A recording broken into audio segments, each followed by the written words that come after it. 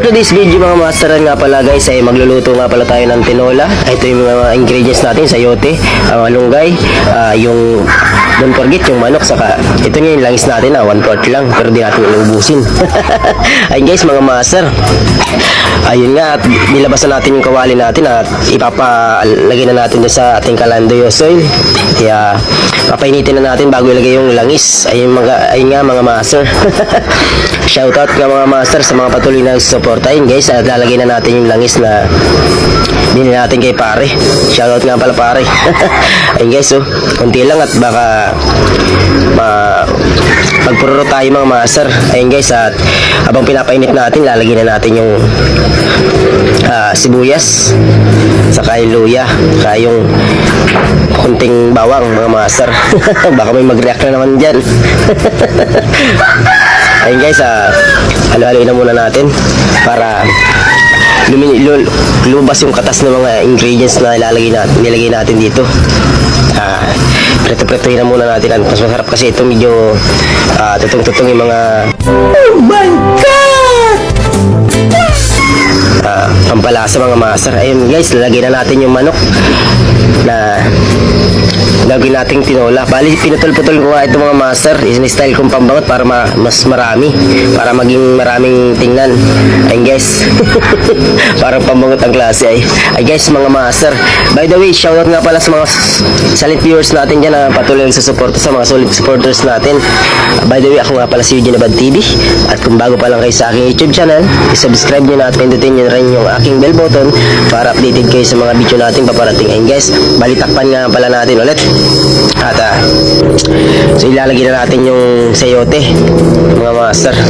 Pag kumulo na pag sinangkot siya nga pala natin, ayun guys, ilalagay na natin sayote mga master, at medyo lutong-luto na yung manok na nagpula-pula na yung mga manok na nilagay natin mga master. Ayun guys, at yun, halo-haloin na natin. Bali nga pala mga master, sarap talaga nito pag nakalagay na ito ng Santa Malmal na sabaw. What?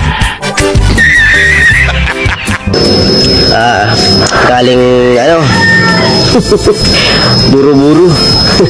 Ayun guys mga master, lagyan na natin yung tubig. Kunting tubig na muna master, at magtutubig kasi ang itong sayote na magtutubig ito mga master. Kaya ayun guys, atakpan na natin mga master. A few moments later. Lagyan na natin ang asin, konti lang mga master. Ayun guys, at napakasarap dito mga master. Ayun nga guys, at kung bago pa lang kayo sa aking YouTube channel at saka sa aking Facebook page, i-follow nyo na ang aking account na mga master. Tulungan tayo mga master. Ayun guys, kumukulo ng kaunti yung kumukulo na yung tinola mga master na niluluto natin. Halo-haloin na nga pala natin ito mga master habang kumukulo, at lalagay na natin yung huling gulay na ating pinalo dito sa ating tinola mga master. Ayun guys, at mamaya dadagdagan natin ito ng konting sabaw pag yung pero marami na ito mga master, para ng kaya nang nagpahigop ng tasambong kataas sa sobrang Santa Malmal na sabaw. Shoutout mga master. Yun, tikman na nga pala natin kung talagang masarap yung ating niluluto. Yun, tamang-tama ang timpla. Takpan na natin, malapit na to. Kunting lang ito, karinyo mga master, ihahain na natin mga master. Ayun guys, bali si mama nga pala nasa loob ng kwarto. Ito nga pala yung niluluto natin, tinula. Yan, tinakpan nga ulit natin. Hintay natin ulit kumulong masyado. Ay guys, kumukulo na mga master. Tingnan nyo, talagang luto na rin yung sayote mga master. Talaga yung lulutuin pa natin, at minsan kasi pag hindi luto, minsan yung manok may dugo-dugo pa sa loob. Tandata naman kainin mga master nun, medyo hilaw. Ay guys, kaya linuluto pa na natin masyado para mas lumabas yung katas. Ay guys, bali tapos na nga pala tayo magluto, at ito na nga yung perfect combination ang ating tinola mga master. Ayun guys, napakasarap. Ayun mga master, mas masarap ito lalo na kung may papaya mga master.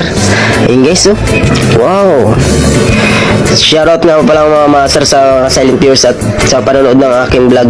Ayun guys, kung umabot kayo hanggang dulo, maraming salamat at God bless. Maraming salamat sa mga patuloy nagsusuporta sa aking vlog. Ayun guys, Eugene Abad TV. Let's go.